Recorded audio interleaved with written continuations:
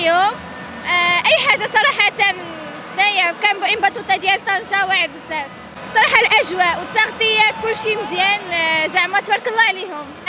اكثر حاجه عجبتني شحال نقول لك صراحه، كنظن زعما التنظيم مزيون. لا كامبوجا مزيان، مجهور بزاف فينا هنايا والحمد لله فهمتي. الحمد لله هذه كامبو جديد و حنا نتفرجوا هنا مع المغرب، المنتخب ديالنا مع موزمبيق. الحمد لله هذه اول مره اللي جيت هنايا، هذه اول مره وجاتني الصدفه، جات الصدفه. الحمد لله تبارك الله. الملعب ما بقاش كما كان الملعب ما كانش زعما كيتسع على هذا الحجم كامل، زادوا فيه تبارك الله الحجم ورجع كيتسع تقريبا ل 80,000 متفرج.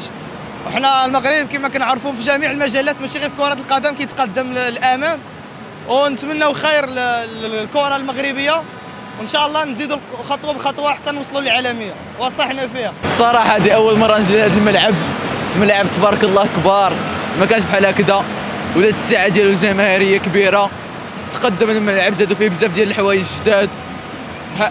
الكره المغربيه غادا وكتطور الحمد لله. هادشي اللي بغينا البلاد، بغيناها غير تزيد القدام وديما مغرب. الحاجه اللي عجبتني بزاف في المغرب اول حاجه السقف اللي زادوه، فهمتي كيغطي الناس من الشتاء ومن الريح.